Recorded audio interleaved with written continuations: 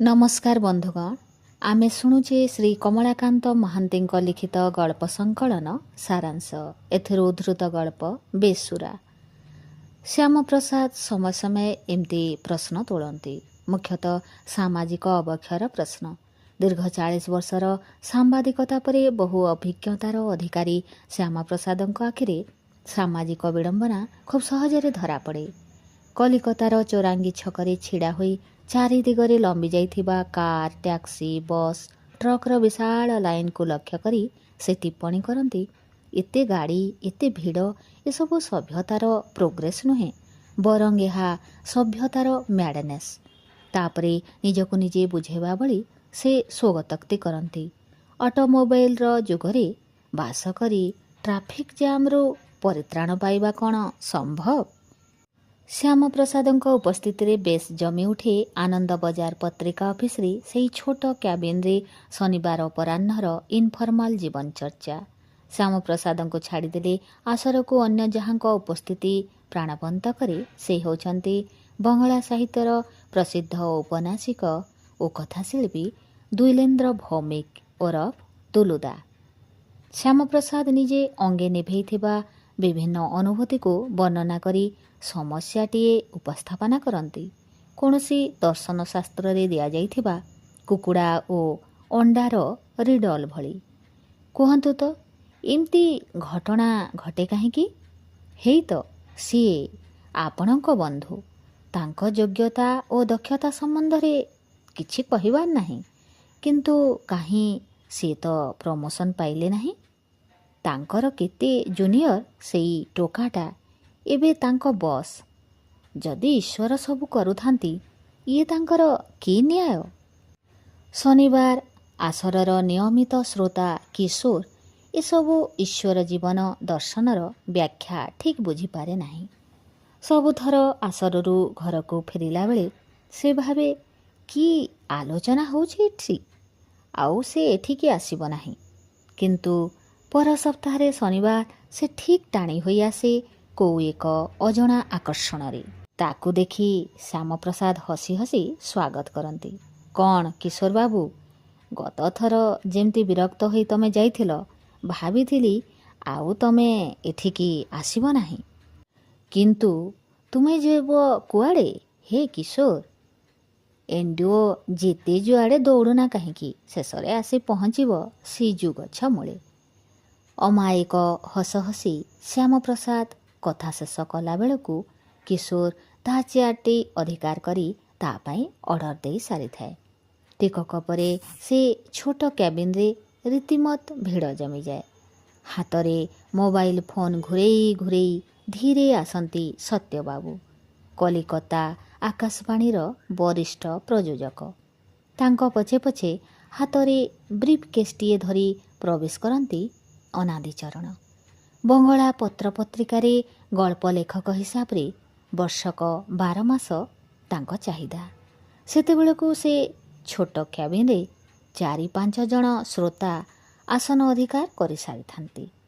अतएव अनादिचरण निज पाई स्थान खोजी सत्यबाबू को टिके घुंची जीवाकू कही सेई चेयर रे कौनसी मते बसी पड़ती। व्यस्त होई दुलुदा कहती, आउ खंडे चेयर आनिले हुअंता, किंतु ये घरे चेयर पकेबाकू जागा काहीं? तांको सांत्वना देई परिस्थिति की सहज करिया पाई सत्यबाबू कहती, आपण व्यस्त हेबे नाही, आमर असुविधा हो नाही। प्रति शनिवार आसर रे ये होची नियमित उपोत्खात। से दिन अनादि चरण आसन ग्रहण कला परे श्याम प्रसाद हठात ध्यानमग्न होईगले।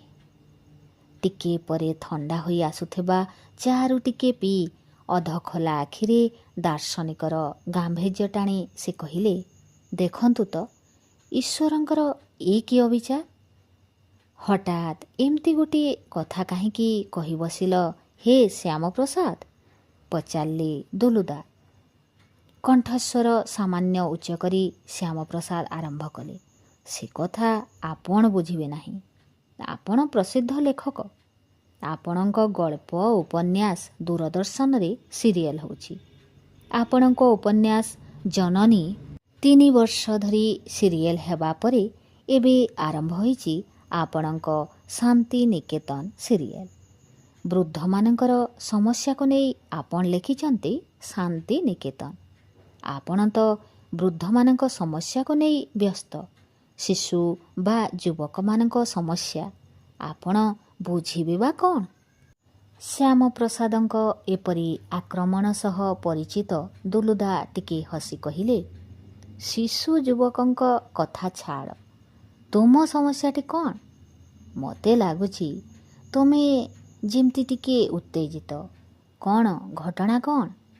ଟିକେ ରହି ଶ୍ୟାମପ୍ରସାଦ କହିଲେ, ଏଇ ଦେଖନ୍ତୁ ବିଧାତାର ନ୍ୟାୟ। ଯେଉଁ ସବୁ ଘଟଣା ଆମ ଚାରିପାଖରେ ପ୍ରତିଦିନ ଘଟି ଚାଲୁଛି ସେଥିରେ ନା ଅଛି କିଛି ସଙ୍ଗତି, ନା ଅଛି କିଛି ନିୟମ।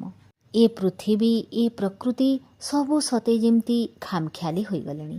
ଏଇ ଦେଖନ୍ତୁ, ଗତ ବର୍ଷ ଓଡ଼ିଶା ଉପକୂଳର ମହାବାତ୍ୟାରେ ଲକ୍ଷାଧିକ ଲୋକ ପ୍ରାଣ ହରାଇଲେ।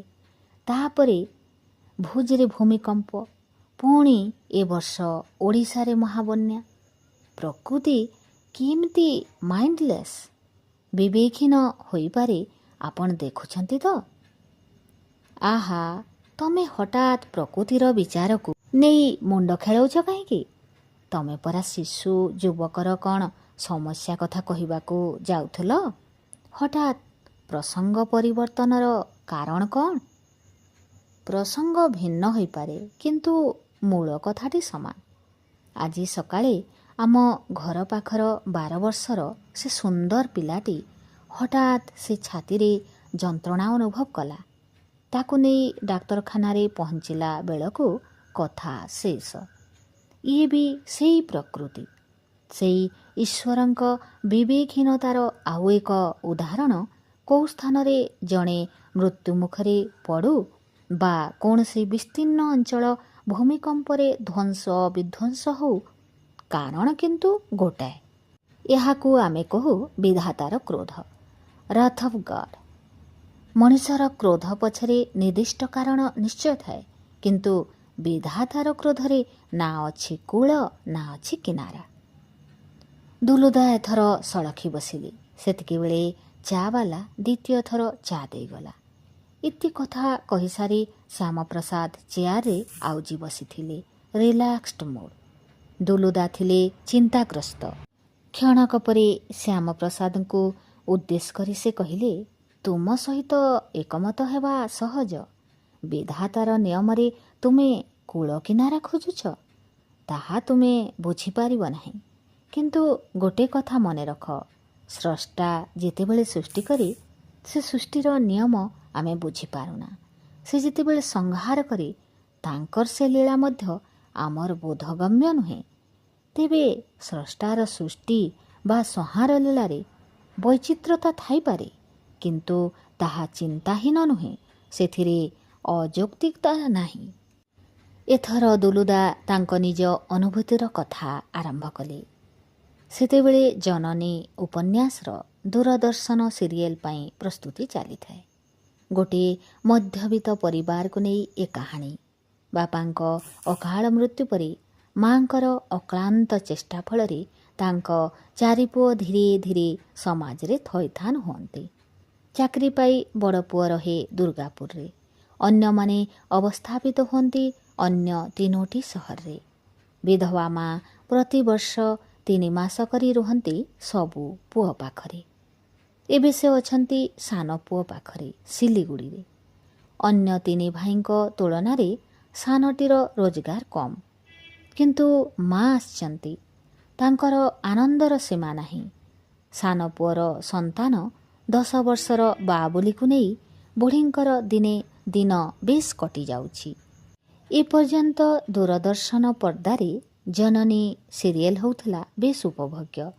ସପ୍ତାହର ପ୍ରଥମ 5 ଦିନ ସନ୍ଧ୍ୟା 7ଟା ବାଜିଲେ ଲୋକେ ସବୁ କାମ ଛାଡ଼ି ଜନନୀ ଦେଖିବା ପାଇଁ ବସି ପଡ଼ୁଥିଲେ। କିନ୍ତୁ ଗତ ଏପିସୋଡ଼ରେ ଦେଖାଦେଲା ବିଷମ ସମସ୍ୟା। ବାବୁଲି ପଚାରୁଥିଲା ତା ଜେଜେମାଙ୍କୁ, ତାଙ୍କ 4 ପୁଅ ଗୋଟିଏ ଜାଗାରେ ନ ରହି ଭିନ୍ନ ଭିନ୍ନ ସହରରେ ରହୁଛନ୍ତି କାହିଁକି? ବୁଢ଼ୀ ଉତ୍ତର ଦେଲେ, ସିଲିଗୁଡ଼ିରେ ତାଙ୍କର ଏଇ ଦି ବଖରା ଘରେ ଚାରି ଭାଇ ତାଙ୍କ ପିଲାପିଲିଙ୍କୁ ନେଇ ରହିବେ କେମିତି? ସେଥିପାଇଁ ସମସ୍ତଙ୍କୁ ଅଲଗା ଅଲଗା ରହିବାକୁ ପଡ଼ୁଛି। ଜେଜେମାଙ୍କୁ ସାନ୍ତ୍ୱନା ଦେଇ ବାବୁଲି କହିଲା, ସେ ବଡ଼ ହେଲେ ଗୋଟିଏ ଖୁବ୍ ବଡ଼ ଘର ତିଆରି କରିବ। ସେଠି ସମସ୍ତେ ଏକତ୍ର ରହିବେ। ବୁଢ଼ୀ କିଛି ଉତ୍ତର ଦେଲେ ନାହିଁ, କିନ୍ତୁ ତାଙ୍କ ଆଖିର ଭାଷା କହୁଥିଲା ବାସ୍ତବତାର କଥା। ଏ ସହରୀ ସଭ୍ୟତାରେ ଯୌଥ ପରିବାର ସମ୍ଭବ ନୁହେଁ ବାବୁ। ସେ ଯୁଗ ଚାଲିଗଲାଣି। ଏବେ ପରିବାର ବୋଇଲେ ସ୍ୱାମୀ ସ୍ତ୍ରୀ ଓ ସେମାନଙ୍କ ପିଲାଙ୍କୁ ବୁଝାଏ।